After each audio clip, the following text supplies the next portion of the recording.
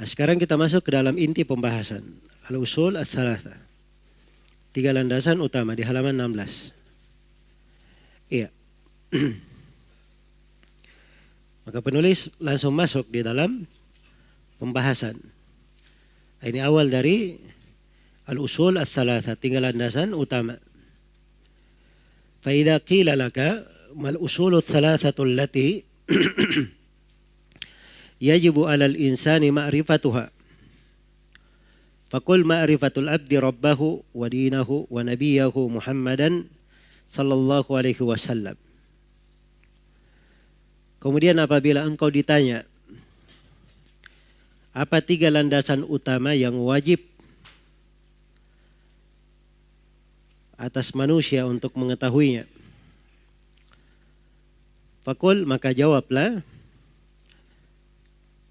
ma'rifatul abdi rabbahu, seorang hamba mengenal Rabbnya, wa dinahu, dan dia mengenal agamanya, wa nabiyahu Muhammadan sallallahu alaihi wasallam, dan mengenal nabinya yaitu Nabi Muhammad sallallahu alaihi wasallam.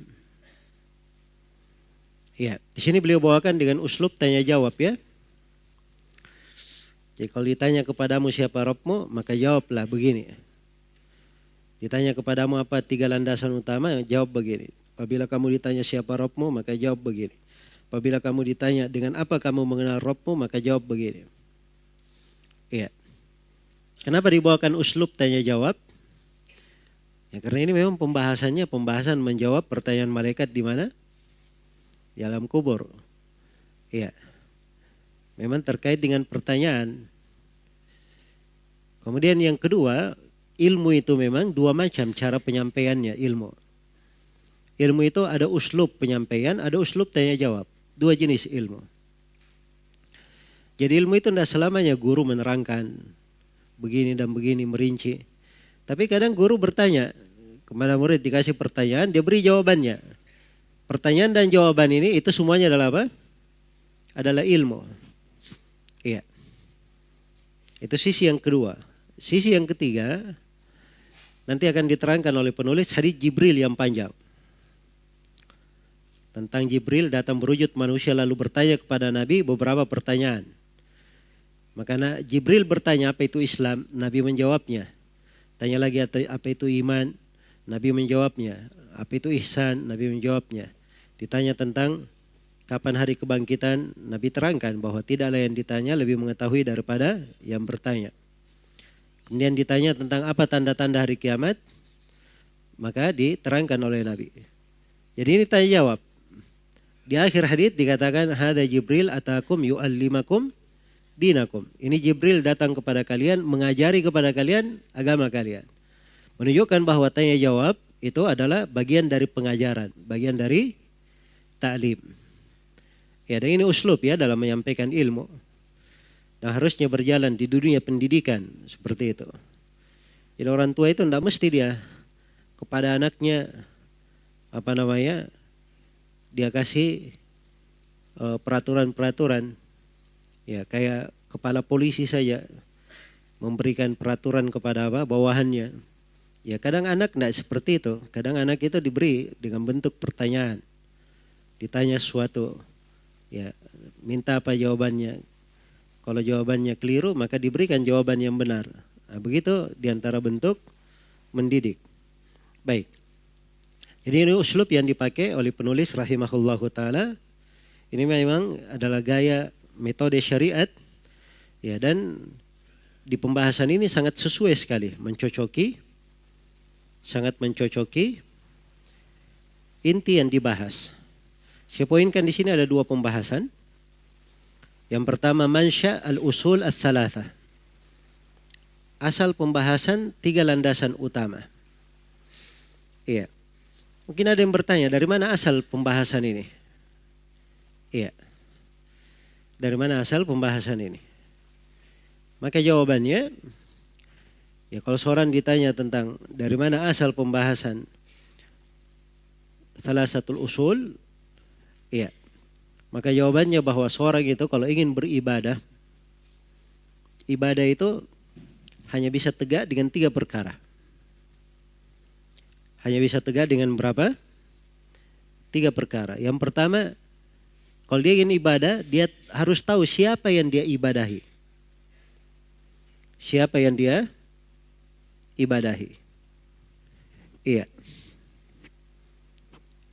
Terus yang kedua, kalau dia ingin beribadah, maka dia harus tahu siapa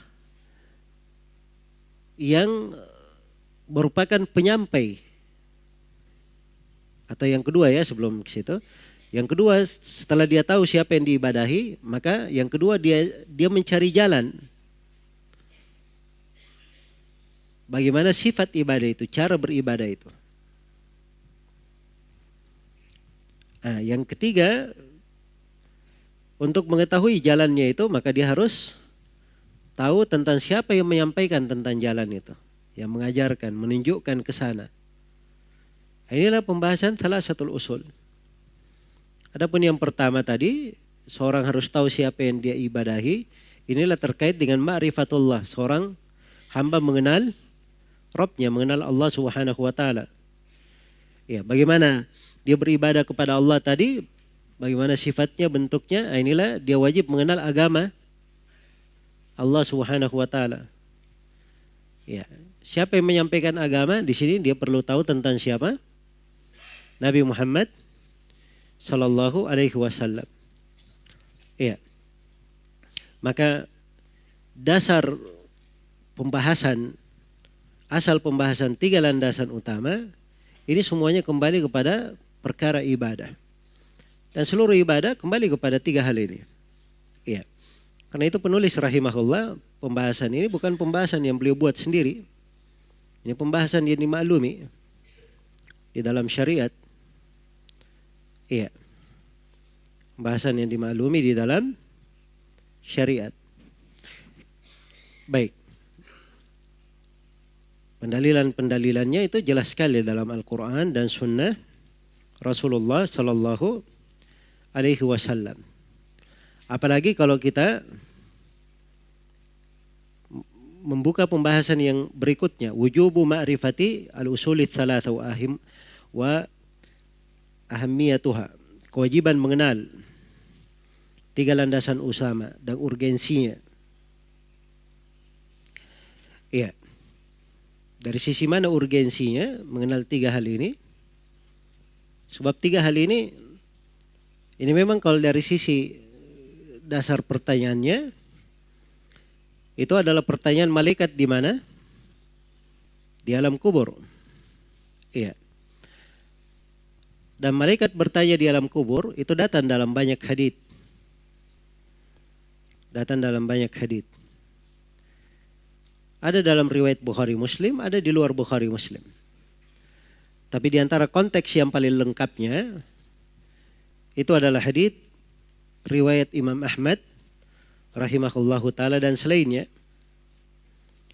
dari Al-Bara bin Azib radhiyallahu anhuma. Iya. Dari Al-Bara bin Azib radhiyallahu anhuma. Saya akan baca ya teks haditsnya. Karena ini penting dan ini hadits akan menjelaskan kepada kita wajibnya memahami tiga landasan utama dan urgensinya. Kata Al-Bara bin Azib radhiyallahu anhuma, kharajna ma Rasulillah sallallahu alaihi wasallam fi janazati rajulin minal ansar. Kami pernah keluar bersama Nabi sallallahu alaihi wasallam mengurus jenazah seorang lelaki yang meninggal dari kalangan sahabat Al-Ansar. Semoga Allah meridhai mereka semua. Kata beliau, "Fantahayna ilal qabr." Kami pun berhenti di kuburan. Walamma yulahad. Ya, dan waktu itu belum dilahat. Iya. Atau sudah dilahat ya. Fajalasa Rasulullah sallallahu alaihi wasallam wa jalasna haulahu. Maka Rasulullah sallallahu alaihi wasallam duduk dan kami duduk di sekitar beliau. Iya. Ka'annama ala ru'usina at-tayr, seakan-akan di atas kepala kami itu ada burung. Maksudnya apa? Maksudnya apa? Hah? Jadi kalau misalnya duduk seakan-akan di atas kepala burung, kondisi majelisnya bagaimana? Tenang atau gaduh? Ya tidak mungkin burung datang kalau orang rame ya. Ini pembahasan bahwa mereka sangat tenang sekali. Ini beda dengan sebagian orang di masa ini kalau ke kuburan, mengantar kuburan, ributnya luar biasa. Cerita ngalur ngidul, ya macam-macam ceritanya. Ada yang dari urusan 1 juta sampai 1 M di kuburan. Padahal ini di kuburan. Ya, ada yang cerita masalah kekuasaan sebagainya. Ini musibah ya, karena kuburan bukan itu tempatnya. Kuburan adalah mengingat apa? Mengingat kematian. Dan ini akhlaknya para sahabat ketika berada di kuburan. Iya. Kondisinya seperti itu, tenang. Wa fi yadihi udun yankuthu bihi fil ard. Dan di tangan beliau ada ud, ada kayu yang beliau tusukkan ke tanah. Ya biasa ya orang Arab itu, dia kemana-mana dia bawa tongkat atau bawa kayu di tangannya. Itu kebiasaan orang Arab. Ya tapi jangan dibilang sunnah ya bawa tongkat ke sana sini. Hah? Karena ada sebagian orang yang dianggap bawa tongkat sana sini itu sunnah. Ya kalau dia bawa tongkat untuk mengangkat barang tidak apa-apa. Tapi kalau dia katakan sebagai sunnah tidak, itu kebiasaan berjalan di tengah manusia. Ya dan itu tidak dikatakan sunnah. Baik. Kecuali kalau misalnya dia pakai tongkat di atas mimbar, itu Nabi lakukan di posisi khutbah. Itu ada haditsnya. Maka farafa ra'sahu, beliau mengangkat kepalanya. Faqala, kemudian beliau berkata, istaidu billahi min adabil qabr. Berlindunglah kalian semua dari siksaan di kuburan. Ini menunjukkan bahwa kadang di kuburan itu boleh memberikan sebagian wejangan, sebagian nasihat. Sebab Nabi di sini ini berucap nasihat ya. Dan ini dasar tentang bolehnya. Tapi jangan terus menerus ya. Dibuatkan acara khusus di kuburan, tiap kali ada yang dikubur maka ada ceramah di situ. Tidak mesti ada ceramah, tapi kalau perlu diberi nasihat, karena ini kesempatan manusia berkumpul. Biasanya orang-orang di kuburan itu hatinya lebih terbuka untuk menerima kebenaran, hatinya itu lebih terbuka untuk menuju kepada negeri akhirat, maka dimanfaatkan kesempatan yang baik dengan memberi nasihat bekal yang cocok. Maka Nabi di sini berucap, istaidu billahi min adabil qabr. Berlindunglah kepada Allah dari siksaan kuburan. Marrataini aw thalathan. Beliau mengucapkannya berapa kali? 2 kali atau 3 kali. Diucapkan 2 atau 3 kali oleh Nabi subhanallah. Ya. Karena ini memang hal yang perlu ditekankan. Dan Nabi itu kadang mengulangi pembicaraannya sampai 3 kali. Jadi pada hal-hal yang perlu diulangi. Sampai 3 kali. Kemudian Nabi bersabda, wa innahu la yasma'u khafqa ni'alihim idza wallaw mudbirin. Orang-orang yang dikubur ini dia mendengar suara trompa apabila mereka ini berpaling pergi meninggalkan kubur. Iya. Pergi meninggalkan kubur. Jadi orang yang dikubur itu mendengarkannya. Baik. Dan ini semuanya dari hal-hal gaib ya, yang kita tidak bisa menyaksikannya dengan mata kita, mendengar dengan telinga. Tapi ini dikabarkan oleh Nabi. Sampai orang yang dikubur ini ditanya, ya hadza man rabbuka wa ma dinuka wa man nabiyuk. Sampai yang dikubur ini ditanya, wahai kamu, siapa Rabb kamu, apa agamamu, dan siapa nabimu. Jadi ada berapa pertanyaan? 3. Ya, dan ini hadits ini tidak berlaku untuk umat Islam saja. Seluruh umat yang dikubur seperti ini akan ditanya. Tapi terkait dengan nabinya itu ditanya tentang nabinya masing-masing yang diutus kepadanya. Karena itu datang dalam sebagian riwayat, ya, atau akan datang ya di riwayat ini juga. Kemudian dikatakan wa ya'tihi malakan fayujlisanihi, maka datanglah 2 malaikat. lalu mendudukkan orang ini. Fayakulanilah, dua malaikat bertanya, "Man rabbuk?" Siapakah Rabbmu? Fayaqulu, maka hamba berkata, "Rabbi Allah." Rabbku adalah Allah. Ini dia jawab, Rabbku adalah Allah. Bisa dia jawab. Kenapa? Ya karena dia meyakininya. Itu keimanan, kalau ada dia akan mampu untuk menjawabnya. Iya. Dan ini dalam riwayat yang lain diceritakan ya tentang bagaimana suara malaikat yang bertanya. Itu suara yang menggetarkan. Orang yang tidak punya keimanan, tidak mungkin dia bisa jawab pertanyaan malaikat sebagaimana yang akan datang ya. Kemudian ditanya lagi, "Wa madinuka, apa agamamu?" Maka si hamba menjawab, "Dinil Islam, agamaku adalah Islam." Lalu dua malaikat bertanya lagi, "Ma hadzal rajul alladzi bu'itsa fikum?" Siapakah orang ini yang diutus di tengah kalian? Orang ini siapa? Maksudnya Nabi yang diutus di tengah kalian. Nah, ini pertanyaan, ini berlaku untuk semua umat. Cuman untuk umat Islam, ini ditanyakan terhadap siapa? Rasulullah sallallahu alaihi wasallam. Maka dia menjawab, dia adalah Rasul Allah. Ya. Maka malaikat bertanya lagi, "Wa ma yudrika?" Dari mana kamu tahu bahwa dia adalah Rasul Allah? Nah, ini tidak cukup ya. Ditanya alasannya, dari mana kamu tahu? Ya. Nah, ini menunjukkan urgensi mempelajari. Ya, sebab seorang kalau tidak pernah dia belajar, bagaimana dia bisa jawab? Apalagi kalau malaikat berkata kepadanya, "Dari mana kamu tahu?" Ya. Karena harus dijawab asal usulnya dari mana. Maka hamba ini menjawab, "Qara'tu kitaballahi fa amantu bihi wa saddaqtu." Kata hamba ini, saya baca Al-Quran, kitab Allah, saya beriman dengannya dan saya benarkan. Nah, ini ada dia pelajari. Jadi dia baca, dia pahami maknanya, bukan cuma baca lewat saya.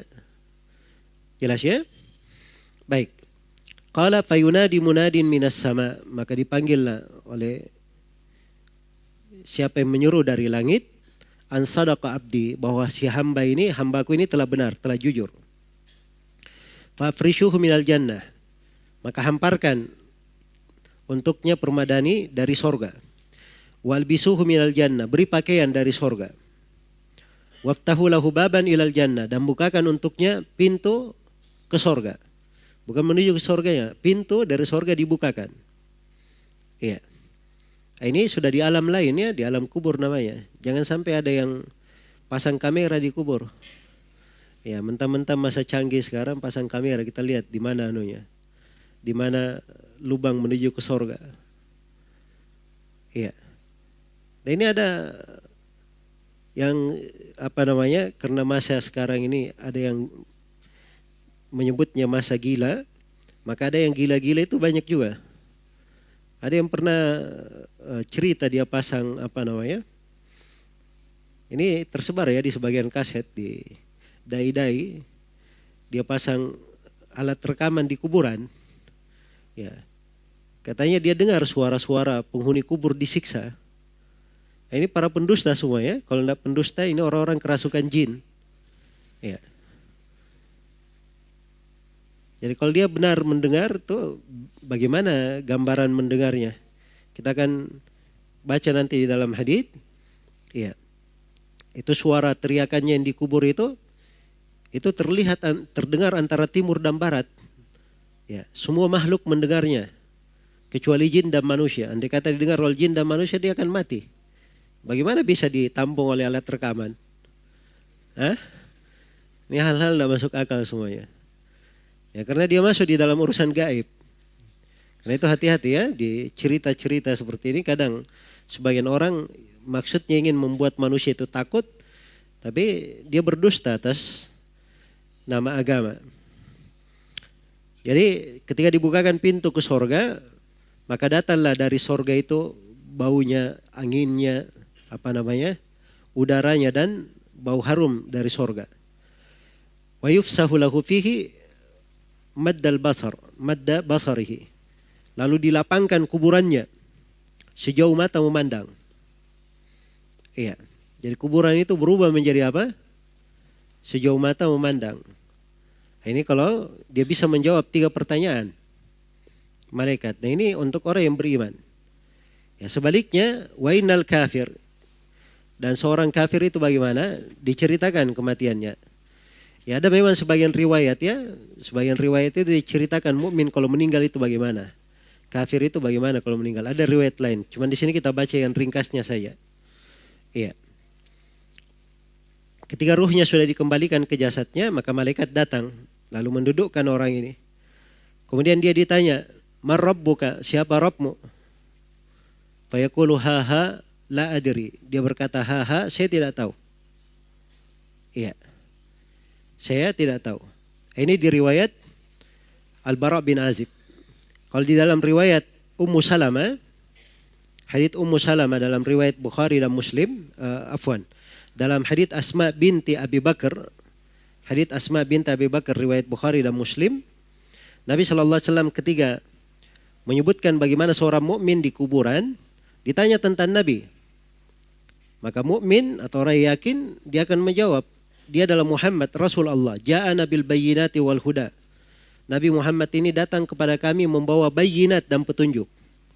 Kejelasan dan petunjuk. Ini dia tahu apa yang dibawa oleh Nabi. Menunjukkan dia belajar. Sehingga dia kenal siapa Rasulullah.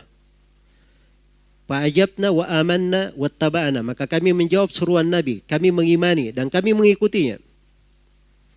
Maka fayuqalu lahu nam salihan. Maka dikatakan kepadanya, tidurlah kamu sebagai orang yang salih. Faqad alimna in kunta la mu'minan. Kami sudah tahu bahwa kamu ini sungguh seorang yang beriman, kata malaikat. Kemudian dikatakan wa ammal munafik awil murtab. Adapun seorang munafik atau orang yang ragu. Kalau di dalam hadits Bara bin Azib orang kafir. Kalau di sini murtab, munafik atau dia ragu. Apa yang dia jawab? Ya. Fayaqulu la adri sami'tu an-nasa yaquluna syai'an faqultuhu. Maka dia berkata, saya tidak tahu. Saya hanya mendengar manusia berucap sesuatu, maka saya juga ikut-ikutan mengucapkannya. Saya juga ikut-ikutan mengucapkannya. Nah, ini ikut-ikutan, tidak ada manfaatnya. Orang yang cuma apa? Ikut-ikutan saya. Karena itu harus dipelajari. Nah, inilah dasar kewajiban. Kenapa kita wajib mempelajari salah satu usul? Sebab setelah dipelajari kita mengamalkannya dalam hidup. Itulah yang dijaga dan dipelihara sepanjang kita hidup. Iya. Dengan itulah kita dibangkitkan. Itu yang menentukan keberuntungan. Baik. Jadi ini kelanjutan dari hadits Bara tadi. Ketika ditanya siapa Rabbmu, dia menjawab haha la adri, saya tidak tahu. Tanya lagi apa agamamu, dia berkata haha la adri, haha saya tidak tahu. Ya ini kata haha, ini kayak jawaban orang yang kaget, gugup, nggak bisa berbicara jawaban. Maka langsung dia tutup, saya tidak tahu. Ya. Fayaqulani ma hadzal rasul alladzi bu'itsa fikum. Siapakah rasul yang diutus kepada kalian? Dia juga berkata haha la adri. Maka diteriakkan dari langit, angkadzaba abdi, bahwa si hamba ini berdusta. Fafrishuhu minan nar. Hamparkan untuknya hamparan dari neraka. Walbisuhu minan nar. Beri pakaian dari neraka. Waftahu lahu baban ilan nar. Dan bukakan untuknya pintu kepada neraka. Maka datanglah dari panas neraka dan racunnya ke kuburnya. Wa yudayyaku alaihi qabruh. Dan kuburnya disempitkan. Hatta takhtalifa fihi adla'uhu. Sampai tulang belulangnya, sampai menghimpitnya dan membuat tercerai-berai tulang belulangnya. Iya. Baik. Di dalam sebuah riwayat ada tambahannya. Iya. Thumma yuqayyad lahu a'ma abkam mahu marzabbah min hadid. Kemudian didatangkan kepadanya ya seorang yang buta, tidak bisa berbicara, dan dia bawa palu dari gada atau palu dari apa?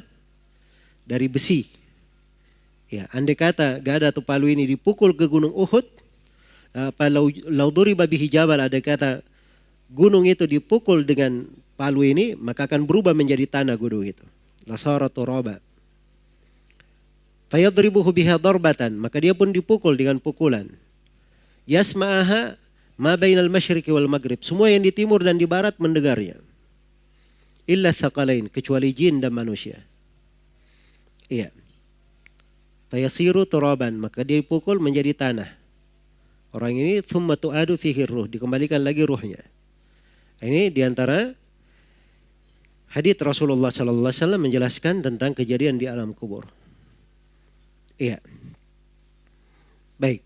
Jadi ini dasar hadits ya yang menjelaskan tentang kewajiban mengenal thalathatul usul. Ya wallahu taala alam. Baik. Kita telah memasuki pembahasan yang merupakan inti dari buku ini, yaitu al-usul ats-tsalatsa. 3 landasan utama.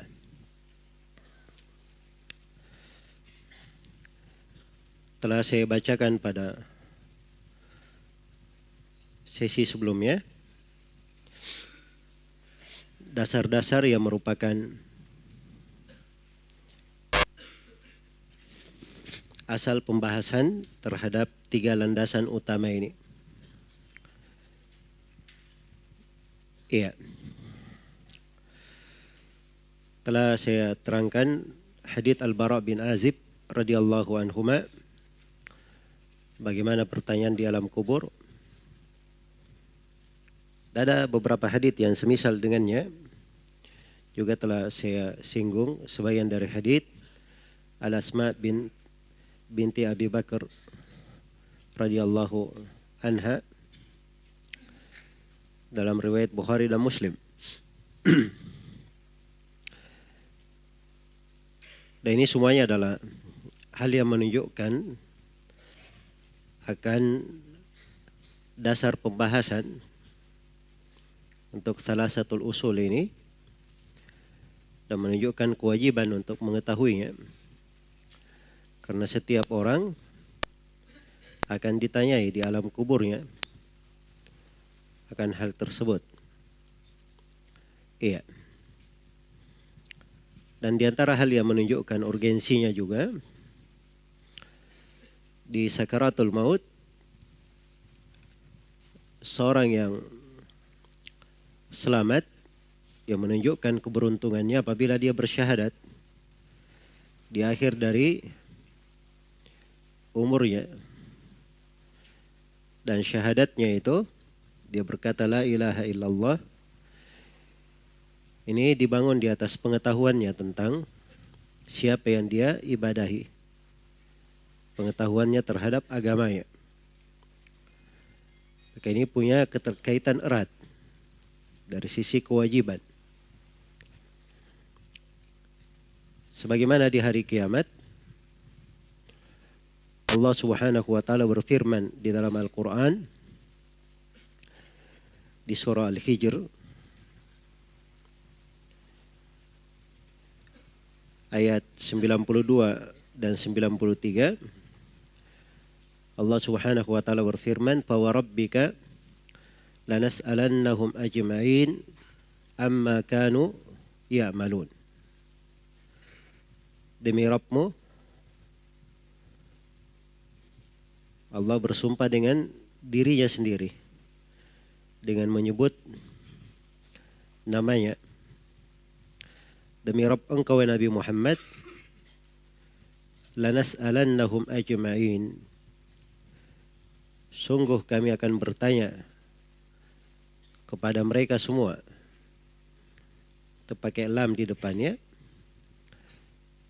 yang menunjukkan taukid, terus tambah nun taukid juga. Jadi ini penegasannya 3 kali juga. Ada sumpah, ada lam taukid, dan ada nun. Iya. Fa wa rabbika lanas'alannahum ajma'in. Demi Rabbmu, sungguh kami benar-benar akan bertanya kepada mereka semuanya.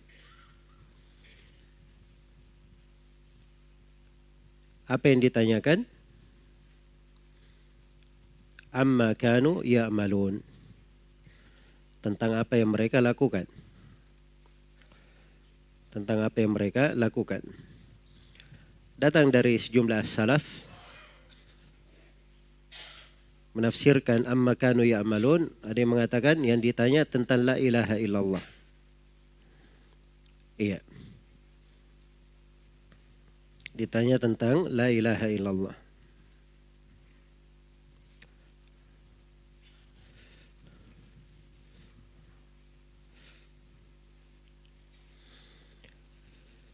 Dan datang dari Abul Aliyah rahimahullahu ta'ala.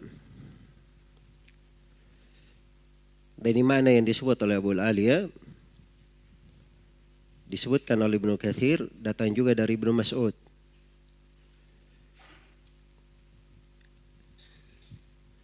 Bahwa kata Abul Aliyah, yas'alul ibadah kullahum an khullataini yaumal qiyamah. Allah akan bertanya kepada seluruh hamba tentang dua perkara pada hari kiamat. Akan ditanya tentang dua perkara. Apa itu? Amma kanu ya'budun. Yang pertama, apa yang mereka ibadahi dahulu. Apa yang mereka ibadahi dahulu. Dan yang kedua, wa mada ajabul mursalin. Dan bagaimana mereka menjawab para rasul. Jadi ada dua pertanyaan. Apa yang mereka ibadahi dan bagaimana mereka menjawab para rasul. Dan ini sama ya dengan thalatsatul usul. Tentang apa yang mereka ibadahi, ini tanyakan tentang ibadahnya kepada Allah. Bagaimana ibadahnya kepada Rabbnya. Dan menjawab para rasul, ini mengandung dua hal. Dia mengenal dan mengikuti rasul yang diutus kepadanya. Dan dia mengikuti agama dan syariat yang dibawa oleh rasul. Iya. Dan ini menunjukkan pentingnya masalah ini. Karena Allah Subhanahu wa ta'ala bersumpah akan bertanya kepada makhluk tentang hal ini. Dan apa yang disebut oleh Abul Aliyah dari penafsiran Abul Aliyah, ini dari kedalaman fikih dan ilmu para as-salaf, memahami ayat-ayat Al-Quran. Karena memang dua hal ini ditanyakan, itu disebutkan di beberapa tempat dalam Al-Quran. Misalnya tentang apa yang mereka ibadahi, Allah Subhanahu wa ta'ala berfirman di surah Al-Qasas, wa yawma yunadihim fayaqulu aina syuraka'i alladhina kuntum taz'umun. Pada hari kiamat tatkala Allah memanggil makhluk, lalu Allah berfirman, di manakah sekutu-sekutu yang dulu kalian sangka sebagai tandingan bagi Allah Subhanahu wa ta'ala. Iya. Jadi ditanyakan tentang hal itu pada hari kiamat. Ya, tidak ada yang luput. Semuanya akan ditanya. Di mana sekutu-sekutu? Dan ini menunjukkan bahwa ditanya tentang ibadahnya kepada Allah. Kemurnian ibadahnya. Kalau dia berbuat kesyirikan, akan ditanya, kenapa mereka berbuat kesyirikan? Iya, harus dia jelaskan tentang hal tersebut. Baik, itu ayat di surah Al-Qasas ya. Ada ayat yang lain di surah Asy-Syu'ara ayat 92 dan 93. Ketika mereka dikumpulkan semua di hari kiamat, maka dikatakan wa qila lahum aina ma kuntum ta'budun min dunillahi hal yansurunakum aw yantasirun. Dan dikatakan kepada mereka, di manakah siapa yang dulu kalian ibadahi? Siapa yang kalian ibadahi selain daripada Allah? Iya, ini konteks ayatnya tentang penduduk neraka ya di hari kiamat. Ditanyakan di mana yang kalian ibadahi dulu selain daripada Allah, apakah mereka bisa menolong kalian? Atau apakah kalian bisa meminta pertolongan? Nah, ini semuanya ditanyakan pada hari kiamat. Nah, dibiarkan begitu saja. Sebab ini masalah yang terbesar. Iya. Baik. Jadi itu beberapa ayat terkait dengan pertanyaan apa yang mereka ibadahi. Bagaimana tauhidnya? Siapa yang mereka sembah? Nah, ini pentingnya seorang mengenal siapa Allah yang dia ibadahi. Dan dia mengenal apa itu kesyirikan. Yang syirik ini bertentangan dengan ibadah kepada Allah Subhanahu wa ta'ala. Pada kiamat ditanyakan. Adapun yang kedua yang ditanyakan adalah tentang bagaimana mereka menjawab para rasul. Iya. Mada ajabul mursalin. Bagaimana mereka menjawab para rasul. Dan ini tafsir Abu Aliyah juga. Beliau ambil dari ayat yang lain. Di surah Al-Qasas ayat 65. Itu dikatakan. Wa yawma yunadihim fayaqulu mada ajabtumul mursalin. Hari tatkala Allah memanggil mereka, memanggil makhluk. Kemudian Allah berfirman, bagaimana kalian menjawab para rasul? Bagaimana kalian menjawab para rasul? Iya. Jadi menjawab para rasul itu terkandung di dalamnya dua hal. Bagaimana dia taat menunaikan kewajibannya terhadap Rasul yang diutus. Dan yang kedua, bagaimana dia mengikuti syariat dan agama yang dibawa oleh para Rasul. Iya. Jadi bisa disimpulkan bahwa